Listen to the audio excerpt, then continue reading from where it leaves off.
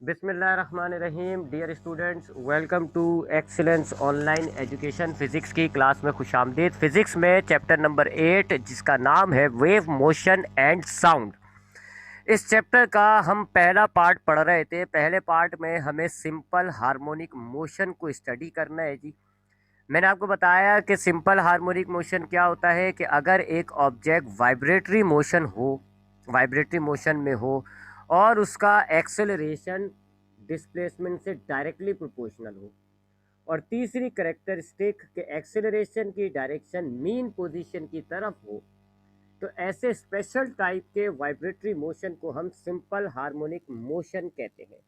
ये इसकी mathematical expression होती है, A is directly proportional to minus X. फिर हमने कुछ टर्म्स पढ़ी जी। वाइब्रेशन क्या होता है? एक कंप्लीट ट्रिप जो होती है, यानी जिस पॉइंट से स्टार्ट किया जा रहा है घूम फिर के वापस उस पॉइंट पर आ जाए, तो ये कहलाएगी वन कंप्लीट ट्रिप, यानी कि वन वाइब्रेशन।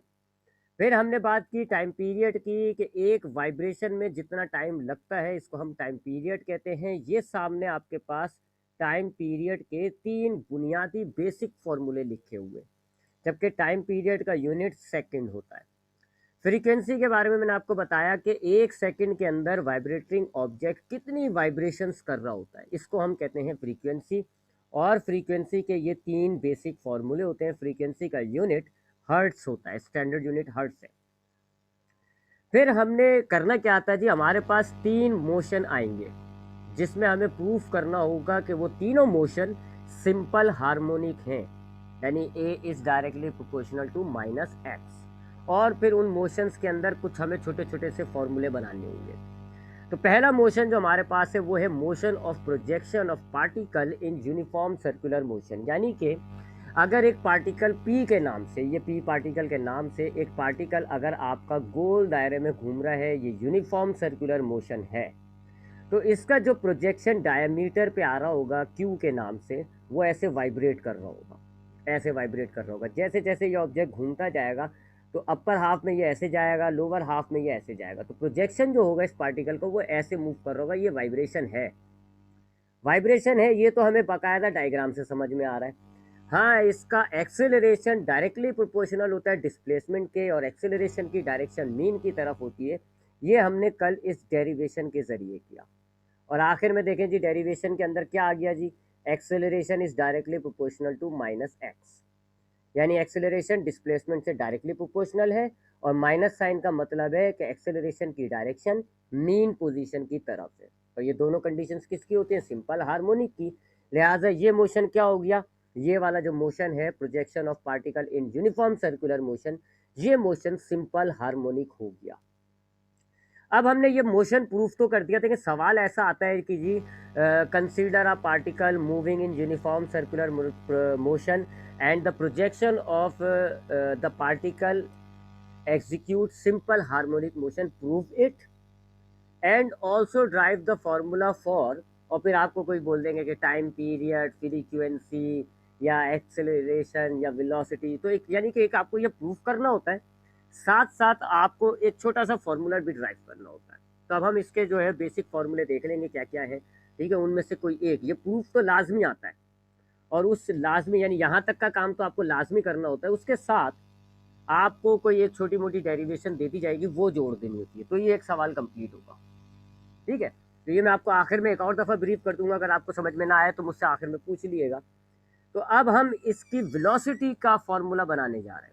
एक्सेलरेशन का फॉर्मूला तो ये बन गया, ये रहा, ये वाला। Acceleration is equal to minus omega square x, ये एक्सेलरेशन का फॉर्मूला हो गया। तो एक्सेलरेशन का फॉर्मूला आपने साथ साथ बना लिया, प्रूफ भी कर लिया कि ये मोशन सिंपल हार्मोनिक है, और आपने एक्सेलरेशन का फॉर्मूला बना भी लिया। तो हम लिख लेते हैं।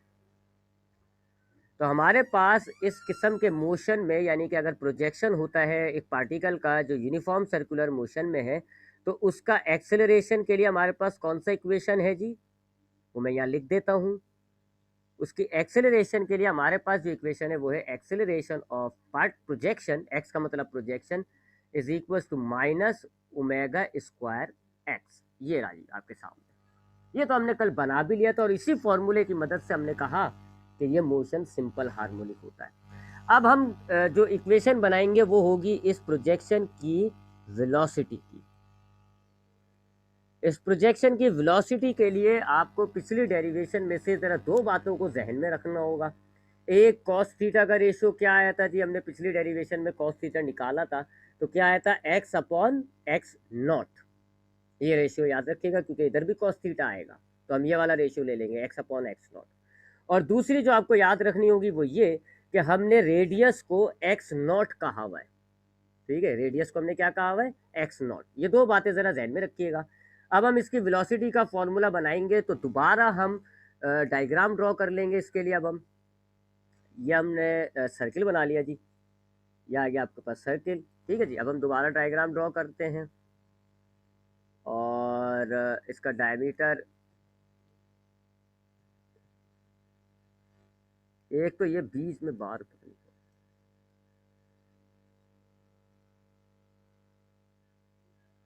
ये इसका डायमीटर आ गया जी। ठीक है, और ये आ गया जी सेंटर, सेंटर, ये आ गया सेंटर, ओ फॉर सेंटर। ठीक है, अब इसके अब डायग्राम दोबारा बना रहे हैं जी। ये वो पार्टिकल है जी पी के नाम से, और इसका जो प्रोजेक्शन है वो ये रहा जी क्यू के नाम से। ठीक है, ये जो डिस्टेंस होता है, ये वाला डिस्टेंस, इसको हम रेडियस कहते हैं, और रेडियस को हम एक्स नॉट से रिप्रेजेंट कर रहे हैं। अब आपने यूनिफॉर्म सर्कुलर मोशन पढ़ा हुआ है, पढ़ा हुआ है आपने यूनिफॉर्म सर्कुलर मोशन। और यूनिफॉर्म सर्कुलर मोशन में ये जो पार्टिकल होता है, इसकी लीनियर वेलोसिटी ऐसे होती है जी, टेंजेंट। सही कह रहा हूँ ना, ये तो आपने पढ़ी हुई है इस चैप्टर यूनिफॉर्म सर्कुलर मोशन, पूरा स्टडी किया हुआ है। ये पार्टिकल की वेलोसिटी है, वेलोसिटी ऑफ द पार्टिकल। अब हमें ये देखना है कि हमारा ये जो प्रोजेक्शन है, ये क्यू जो प्रोजेक्शन है, इसकी कौन सी वेलोसिटी है, ये किस वेलोसिटी से मूव कर रहा है। ठीक है जी, तो ज़रा दोबारा से इसकी वेलोसिटी का थोड़ा सा मैं एंगल सही कर लेता हूँ। ठीक है, एंगल मैं ऐसे कर लेता हूँ इसका, ये कर लिया थी। ठीक है, ताकि मुझे इसका कंपोनेंट बनाने में आसानी हो। अच्छा, अब हमें ये देखना है कि ये जो हमारा प्रोजेक्शन है, पार्टिकल की वेलोसिटी तो पता है मुझे, लीनियर वेलोसिटी जो कि टेंजेंट होती है। अब मुझे ये देखना है कि ये जो प्रोजेक्शन है इसकी वेलोसिटी क्या है। उसके लिए हम क्या करते हैं जी, हमारे पास ये जो वेलोसिटी वेक्टर है जी, ये वाला वेक्टर, इसके कंपोनेंट्स बनाते हैं। तो ये इसका एक हो गया, और ये इसका हॉरिजॉन्टल कंपोनेंट, ये बल्कि यहाँ से नहीं, यहाँ से ड्रॉ कर लेते हैं।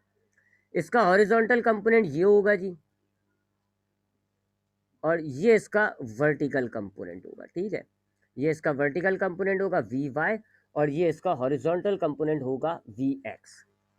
अब आप अंदाज़ा लगा सकते हैं कि ये जो वी एक्स है, ये वी वाई है, जो यानी कि वर्टिकल कंपोनेंट, ये आपका पैरेलल हो रहा है इस प्रोजेक्शन के एतबार से। यानी कि ये जो वर्टिकल कंपोनेंट है, ये है जी इस क्यू पार्टिकल की वेलोसिटी। तो पार्टिकल जो है, ये जो पी पार्टिकल है, ये जो पी पार्टिकल है, इसकी जो वेलोसिटी है वो ये है वी। अगर मैं इसके कंपोनेंट्स बनाता हूँ, तो ये हो गया इसका हॉरिजॉन्टल कंपोनेंट, ये हो गया इसका वर्टिकल कंपोनेंट। अब चूंकि वर्टिकल कंपोनेंट उस डायरेक्शन में है जिस डायरेक्शन में प्रोजेक्शन ट्रेवल कर रहा है, इस तरफ है ना जी, और प्रोजेक्शन कैसे ट्रेवल कर रहा था, अगर ऊपर वाले हाफ में होता है तो प्रोजेक्शन ऐसे जा रहा होता है। यानी प्रोजेक्शन जो है उसकी डायरेक्शन वर्टिकल कंपोनेंट से मैच खा रही है। इसका मतलब है प्रोजेक्शन की जो वेलोसिटी है वो क्या होगी, वी वाई। इस बात को हम लेते हैं जी, तो प्रोजेक्शन की वेलोसिटी को हम कह लेंगे वी के नाम से कह लेते हैं, या वी एक्स कह लें, चलें आप। क्या होगी जी, वी वाई। अब वी वाई यानी वर्टिकल कंपोनेंट निकालें जी इस वेलोसिटी का, तो फॉर्मूला क्या होता है, वी साइन थीटा। ठीक है जी, इसको हम क्यू कर लेते हैं क्योंकि एक्स कंपोनेंट जो है वो हमने मेंशन किया हुआ है, ये बनाया हुआ है एक्स कंपोनेंट को। ठीक है, तो इसको मैं वी ऑफ क्यू कह रहा हूँ। ठीक है जी, तो v जो प्रोजेक्शन की वेलोसिटी है वो हमारे पास क्या है जी, वर्टिकल कंपोनेंट है आपकी इस वेलोसिटी का, वी वाई। और हमें पता है जी वर्टिकल कंपोनेंट हम कैसे निकालते हैं, वी साइन थीटा। तो ये हमने वी साइन थीटा ले लिया। अब आपने कल की डेरिवेशन में इस v की वैल्यू निकाली थी जी, v की वैल्यू थी आर ओमेगा, और r को आप क्या कह रहे हो यहाँ पर, x not. X not omega जो है आपके पास v की वैल्यू होती है जी, तो हम डाल देते हैं, v की वैल्यू हमने डाल दी क्या, एक्स नॉट ओमेगा। अब हमें ये साइन थीटा निकालना होगा। ठीक है, ये आपके पास इक्वेशन 1 हो गई। अब मैं इसमें साइन थीटा की वैल्यू निकाल के डालूंगा। ठीक है, तो अब हम साइन थीटा की वैल्यू निकालते हैं जी। साइन थीटा के लिए आपको एक ट्रिग्नोमेट्रिक रेशियो याद होगा जी, मैट्रिक में आपने पढ़ा होता है sine square theta plus cos square theta is equals to 1। ये मैट्रिक में चैप्टर नंबर 15 मैथमेटिक्स में एक ये आइडेंटिटी होती है, इसको हमें प्रूफ भी करना होता है। इस रेशियो में से मैं साइन को निकालूंगा। प्लस का कॉस थीटा जब दूसरी साइड पे जाएगा माइनस का हो जाएगा, और आपकी इक्वेशन बन जाएगी जी 1 माइनस कॉस स्क्वायर थीटा। अब आप दोनों साइड पर स्क्वायर रूट ले लें, दोनों साइड पर आपने स्क्वायर रूट ले लिया, यहाँ पर स्क्वायर रूट स्क्वायर से कट जाता है, क्या बच जाएगा आपके पास लेफ्ट साइड पे साइन थीटा, और राइट साइड पे क्या हो गया जी 1 माइनस कॉस स्क्वायर थीटा। अब आपको मैंने दिखाया था कि कल हमने कॉस थीटा की वैल्यू निकाली हुई थी, इस डायग्राम में कॉस थीटा की वैल्यू हमने निकाली थी x divided by x not. ये मैंने आपको दिखाया था कि याद रखिएगा, कल की डेरिवेशन में से हमें ये चीज़ चाहिए। अगर मैं इसका स्क्वायर करूँ तो ये हो जाएगा कॉस स्क्वायर, ये हो जाएगा एक्स स्क्वायर, ये हो जाएगा एक्स नॉट स्क्वायर। ये हो गया जी कॉस स्क्वायर थीटा की वैल्यू, ये आप इस इक्वेशन में डाल दें। तो अब आपके पास क्या हो गया जी sine theta is equal to under root 1 minus x square divided by x naught square. ठीक है जी, ये साइन थीटा बड़ा कर लेते हैं जी, क्योंकि ये डिनोमिनेटर पे भी आ रहा है ना, तो ये ऐसे बड़ा कर दिया। ठीक है जी, अब आप अंदर की फ्रैक्शन का एलसीएम निकालें। Sine theta is equal to, अब ये एलसीएम निकालेंगे आप, ये 1 का इस फ्रैक्शन से एलसीएम निकालेंगे जी, एलसीएम तो आपको निकालना आता होगा। ये निकलेगा जी X naught square minus x square divided by x naught square. ये एलसीएम से सॉल्व किया। आपको पता है नीचे वाले से डिवाइड करते हैं, ऊपर वाले से मल्टीप्लाई करते हैं, तो अब ये एलसीएम आपका ये आ रहा है एक्स नॉट। ठीक है, अब यहाँ तो किसी से डिवाइड नहीं हुआ, 1 से मल्टीप्लाई किया, यही आ गया, और यहाँ जब डिवाइड किया तो एक्स नॉट से कट गया, एक्स स्क्वायर बच गया।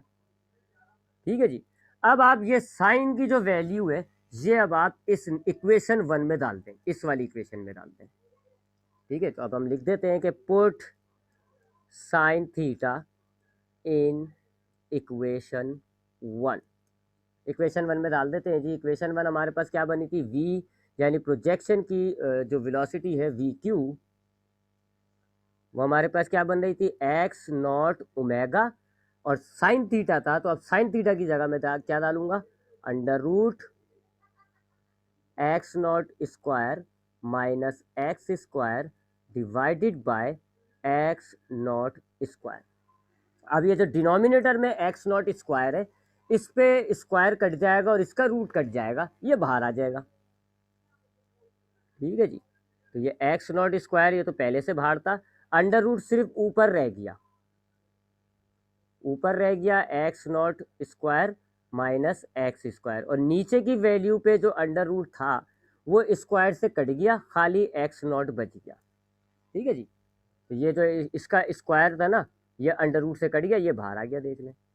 अब आप क्या करोगे, एक्स नॉट से एक्स नॉट को काट दो, क्या बचा आपके पास, प्रोजेक्शन की वेलोसिटी कितनी है जी ओमेगा, यानी एंगुलर वेलोसिटी, और under root x naught square minus x square. ये आपके पास इक्वेशन हो गई for the velocity of projection. Projection की वेलोसिटी की ये इक्वेशन आ गई। ठीक है, थोड़ी सी मुश्किल नहीं है, थोड़ी सी लेंथी है। ठीक है, तो आप दोबारा देख लीजिएगा। हमने देखा कि हमारे पास जो प्रोजेक्शन है, ये जो हमारे पास पार्टिकल है, सॉरी पार्टिकल की वेलोसिटी है ये।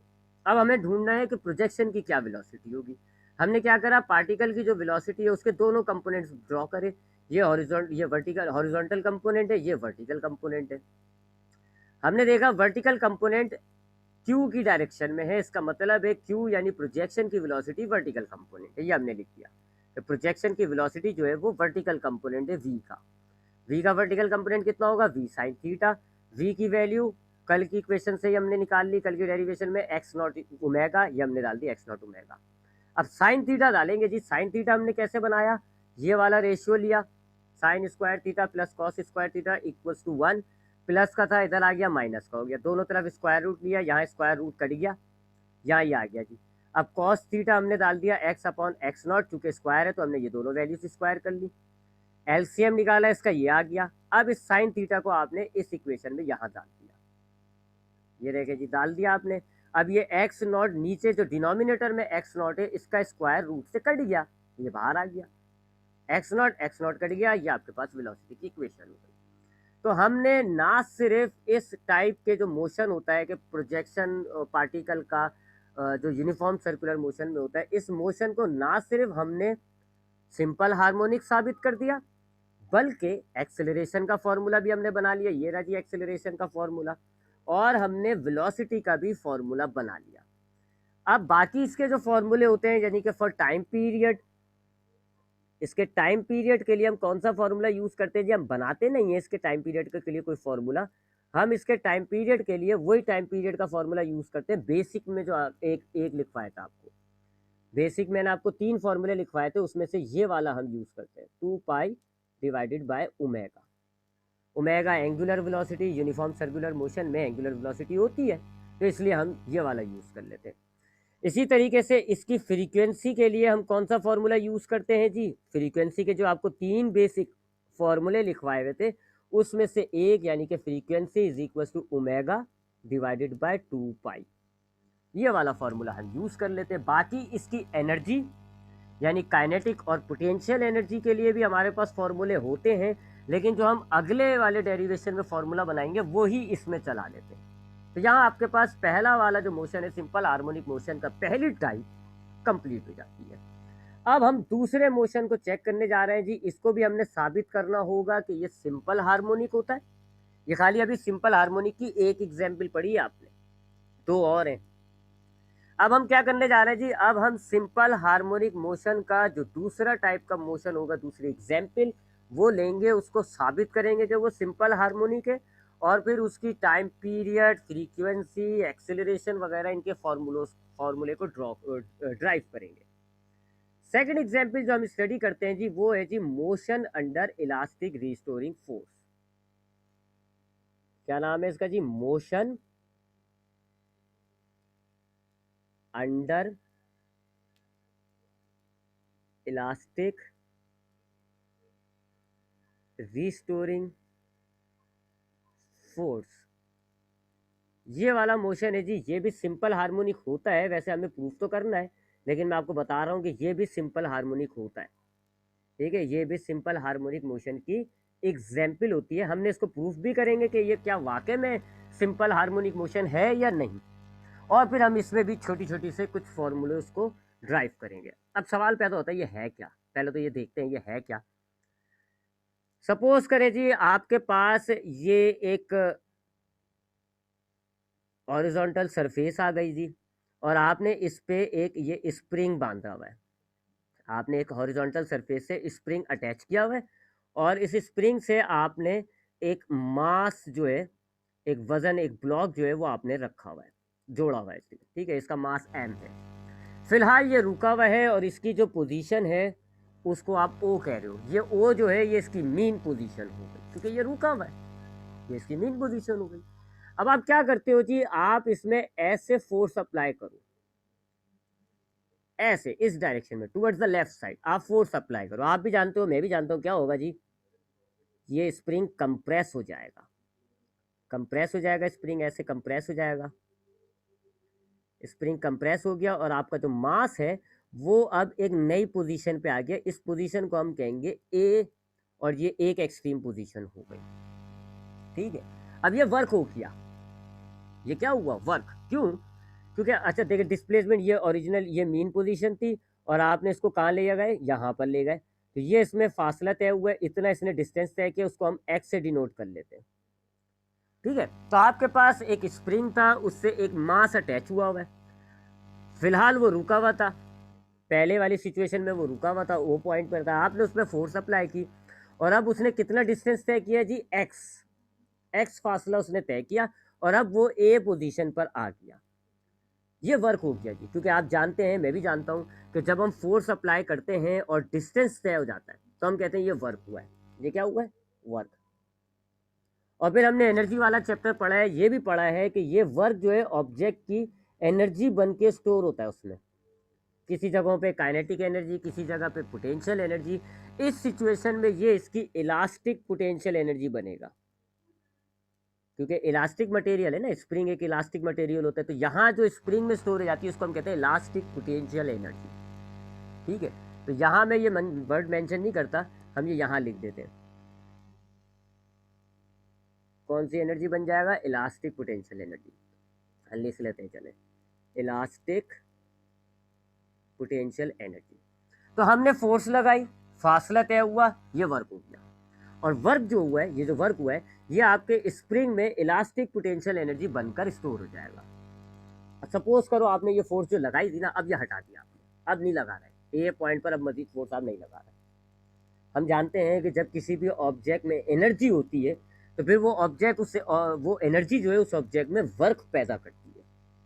तो अब आपके इस स्प्रिंग में एनर्जी है जी, और ये क्या करेगी, आपके इस ब्लॉक पे, ए पॉइंट पर जब ये ब्लॉक है, इस पे इस डायरेक्शन में एक फोर्स लगाएगी, इस डायरेक्शन में टुवर्ड्स द राइट, ये स्प्रिंग लगा रहा है। क्योंकि ये दोनों फोर्सेस बराबर होती है, लेकिन साफ नजर आ रहा है डायरेक्शन का फर्क। ये वाली फोर्स जो है ये टुवर्ड्स द लेफ्ट वे, ये वाली लेफ्ट है, और ये वाली फोर्स टुवर्ड्स द राइट है, तो इसको हम माइनस में कहेंगे।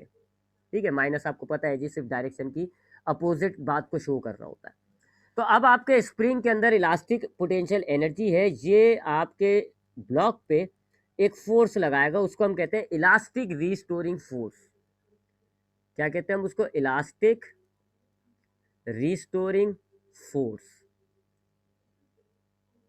ठीक है जी, तो आपकी इलास्टिक पोटेंशियल एनर्जी जो स्प्रिंग में कैद है, उसने आपके ब्लॉक पे एक फोर्स अप्लाई की, जिसको आप कह रहे हो elastic restoring force. Elastic restoring force आपकी अप्लाइड फोर्स के बराबर होती है, सिर्फ डायरेक्शन का फर्क होता है। अब क्या होगा जी, आप भी जानते हो, मैं भी जानता हूं, तीसरी सिचुएशन क्या होगा जी, आपका ये ब्लॉक मूव करेगा, मूव करते करते करते करते पहले ओ पोजीशन पे आएगा, ऐसे मूव करते करते ओ पे आएगा, लेकिन रुकेगा नहीं, ड्यू टू इनर्शिया ये आगे चला जाएगा, आगे चला जाके आगे जाके एक ये नई पोजीशन पे आ जाएगा, ये बी पोजीशन पे आ गया, ये यहाँ आ गया जी, किस पोजीशन पे? नई पोजीशन पे, बी पोजीशन पे। ठीक है जी, अब कुछ ज़्यादा ही फासला तय हो गया जी। अब यहाँ ओ से लेके बी तक का फासला ये भी सेम होगा जितना एक्स होता है, सेम डिस्टेंस होगा। अब बी पे जब आएगा तो अब आपके अंदर फिर इलास्टिक रिस्टोरिंग फोर्स अब इस डायरेक्शन में पैदा हो जाएगी, और अब आपका ब्लॉक बी पे नहीं रुकेगा, अब वापस ये दोबारा जाएगा ओ की तरफ, और ओ से फिर ए से फिर ओ से बी, ये वाइब्रेशन हो गई ना। आपका स्प्रिंग क्या करने लगेगा, देखिए ये ओ ए है, ओ है, बी है, पहले क्या हुआ, ओ से ए पे गया, फिर ए से ओ पे गया, फिर ओ से आगे निकल गया बी, फिर बी से वापस ओ पे आएगा, ओ से ए, ये तो वाइब्रेशन हो गई ना वाइब्रेशन। ये हो गई इलास्टिक, ये होता है मोशन, कहलाता है motion under elastic restoring force. Elastic restoring force की वजह से पैदा होने वाला motion, that motion is called elastic restoring force, sorry, that motion is called motion under elastic restoring force. तो हमने देखा कि इलास्टिक रिस्टोरिंग फोर्स किस तरीके से ऑब्जेक्ट में मोशन पैदा कर रही है, और सिंपल हार्मोनिक की पहली बात प्रूव हो गई कि ये मोशन जो है वो वाइब्रेटरी मोशन है। ठीक है जी, अब बस दो बातें और प्रूव करनी है। ये तो प्रूव हो गया कि जी ये वाइब्रेटरी मोशन है। ठीक है जी, तो ये तो हमने प्रूव कर दिया कि अगर इलास्टिक रिस्टोरिंग फोर्स एक स्प्रिंग में पैदा हो जाए तो उस फोर्स की वजह से जो स्प्रिंग में मोशन पैदा होगा वो elastic restoring force vibratory motion होगा। अब बस हमें साबित करना है कि इसमें एक्सेलरेशन डिस्प्लेसमेंट से डायरेक्टली प्रोपोर्शनल है, और एक्सेलरेशन की डायरेक्शन मीन की तरफ है। ये दो बातें साबित करनी। आई होप यहाँ तक बात क्लियर हो गई होगी। अगर कोई सवाल है तो मुझे चैट पे जवाब दे दिएगा। तो पहली बात तो मैंने साबित कर दी कि ये मोशन वाइब्रेटरी है। अब हम आते हैं दूसरी की तरफ।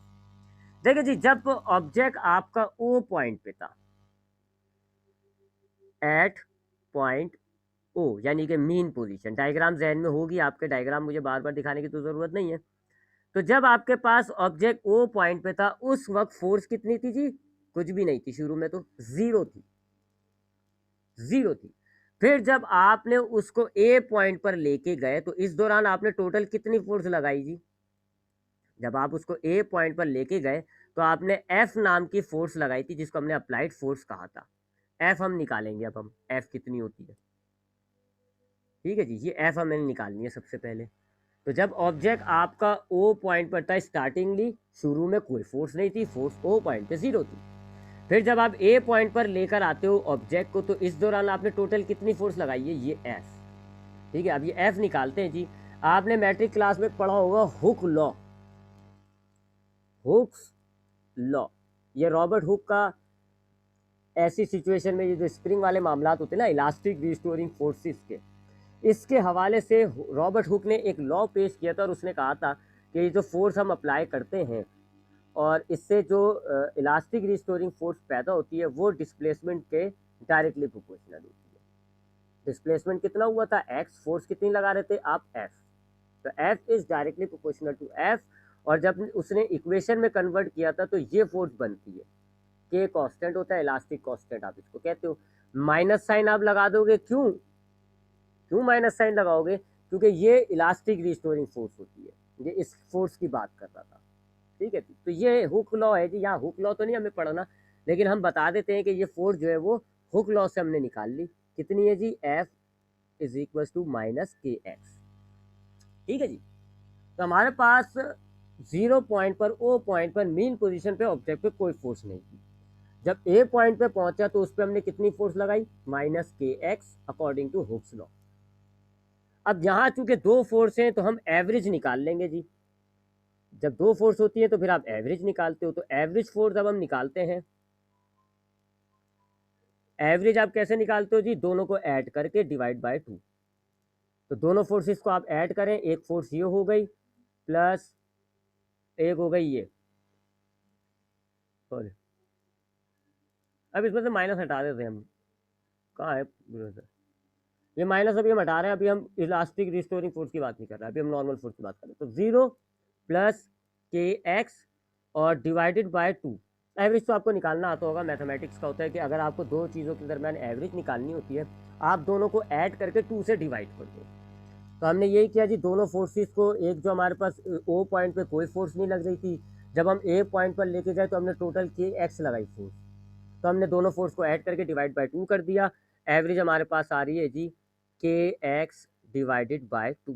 तो ये फोर्स लगी है जी ए पॉइंट के अंदर। ए पॉइंट तक आपने जब ब्लॉक को पहुंचाया है तो आपने कितनी फोर्स लगाई, के एक्स डिवाइडेड बाय 2। ये तो हमने फोर्स कैलकुलेट कर ली। अब हम कैलकुलेट करेंगे जी वर्क। अब हम क्या कैलकुलेट करते हैं जी, वर्क, बल्कि नहीं, अभी भी नहीं। अब हम क्या करते हैं जी, मैं जरा इसको सही कर लूँ यहाँ से।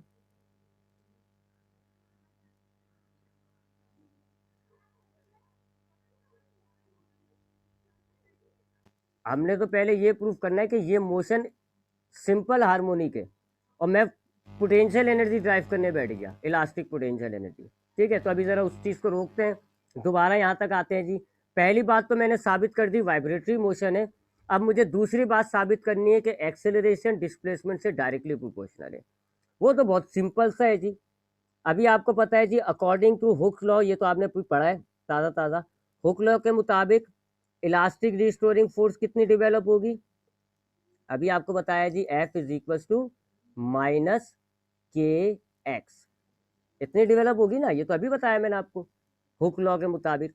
और सेकंड लॉ के मुताबिक एफ कितना होता है, F is equal to M A, लिहाजा इस एफ की जगह एम ए डाल देते हैं जी। M A is equal to minus K X, ठीक है। तो हमने देखा, हमें तो सबसे पहले सिंपल हार्मोनिक प्रूव करना है, उसके लिए मैंने पहली बात तो प्रूव कर चुका हूँ कि ये वाइब्रेटरी मोशन है। अब मुझे दूसरी बात प्रूव करने के लिए मैंने क्या लिया, फोर्स ली थी according to Hooke's law. Force कितनी होती है, माइनस के एक्स, ये रिस्टोरिंग फोर्स है, ब्रैकेट में आप चाहें तो लिख दें कि ये रिस्टोरिंग फोर्स है, रिस्टोरिंग फोर्स। अच्छा, सेकेंड लॉ के मुताबिक एफ जो होता है, ये वाला एफ एम ए के बराबर होता है, लिहाजा आपने एम ए डाल दिया, एम मल्टीप्लाई हो रहा है, इधर लेकर आओ, क्या हो जाएगा, divide, A is equal to minus K upon M, और ये एक्स, ये एक्सेलरेशन का फॉर्मूला बन गया जी, ठीक है। मैं आपको बताया ना छोटे छोटे फॉर्मूले बनाने पड़ते हैं, तो एक्सेलरेशन का हमने बना लिया, इसलिए मैंने इसको हाईलाइट कर दिया। अच्छा, अब ये जो k है ये होता है इलास्टिक कांस्टेंट, यानी कि एक फिक्स कांस्टेंट, और डिवाइडेड बाय ये जो m है ये भी कांस्टेंट है, इसके अंदर मास थोड़ी तब्दील हो रहा है। ऑब्जेक्ट अगर आपका ये जो मास है ये आपका O से A जाए, A से B जाए, वजन थोड़ी कम हो रहा है। तो ये दोनों वैल्यूज क्या हैं, आर कांस्टेंट। और कल हमने देखा था कि अगर आप एक इक्वेशन में से कांस्टेंट को और इक्वल साइन को हटा देते हो तो प्रोपोर्शनैलिटी का साइन आ जाता है।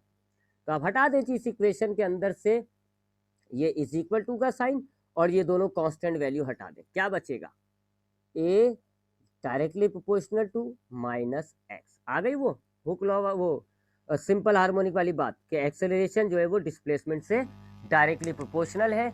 और माइनस साइन का मतलब क्या होता है कि आपकी जो एक्सेलरेशन है वो मीन की तरफ डायरेक्शन हो रही है। तो ये दोनों बातें भी साबित हो गई। दिस मीन्स कि motion under elastic restoring force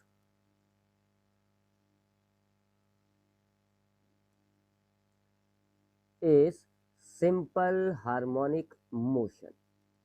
तो इसलिए हमने शुरू में कहा था कि ये जो motion under elastic restoring force होता है ये सिंपल हार्मोनिक की एग्जाम्पल है, क्योंकि इस तरह के मोशन जो होते हैं वो वाइब्रेशन होती है जी, ये वाइब्रेटरी मोशन होते हैं, और इनके अंदर जो एक्सेलरेशन होता है वो डिस्प्लेसमेंट से डायरेक्टली प्रोपोर्शनल होता है, और एक्सेलरेशन की डायरेक्शन हमेशा मीन पोजीशन यानी ओ पॉइंट की तरफ होती है, माइनस साइन आ रहा है। ये हमने प्रूव कर दिया, सिंपल हार्मोनिक मोशन जो है ये होता है। ठीक है जी, ये जो मोशन है सिंपल हार्मोनिक होता है। अब हम इसकी छोटी छोटी सी इक्वेशन बनाते हैं। तो चूंकि जो हम बना रहे थे उसी को कंटिन्यू कर लेते हैं, एनर्जी को। ठीक है, एनर्जी बना रहे थे ना, एनर्जी को कंटिन्यू कर लेते हैं। अब हम इसकी छोटी छोटी इक्वेशन बनाते हैं जी। तो सबसे पहले हम इसकी पोटेंशियल एनर्जी की इक्वेशन बना रहे हैं, पोटेंशियल एनर्जी, इसकी मैं इक्वेशन बनाने जा रहा हूँ जी, पोटेंशियल एनर्जी की। अब ये तो हमने काफ़ी पढ़ लिया था, इसको तो मैं रिपीट करने की ज़रूरत नहीं है। मैंने आपको बताया कि जो है फोर्स जो है वो ज़ीरो है कहाँ पर, at point O. Zero point पर जब आपका ये ऑब्जेक्ट था मीन पोजीशन पे था तो कोई फोर्स नहीं थी, और जब ये आपका ए पॉइंट यानी एक्सट्रीम पॉइंट पर पहुंचा था ऑब्जेक्ट एट पॉइंट ए, तो हमने कितनी फोर्स देखी थी जी, K x according to Hooke's law. ये हुक्स लॉ से निकाली थी आपने, मैंने निकाल के दिखा दी, इसलिए मैं ये दोबारा कर रहा। अब आप एवरेज फोर्स निकालो जी। एवरेज फोर्स कैसे निकालते हो, दोनों फोर्स को प्लस कर लो और डिवाइड कर दो 2 से, तो आपकी एवरेज फोर्स कितनी आ गई जी, के एक्स अपॉन 2। ये फोर्स निकाल लिया आपने। अब हम देखेंगे वर्क कितना हुआ। ये जो O से लेके A तक अगर आप ऑब्जेक्ट को लेके गए हो, इस दौरान वर्क कितना किया आपने, वर्क निकालेंगे जी। वर्क का फॉर्मूला होता है फोर्स मल्टीप्लाई बाय डिस्टेंस।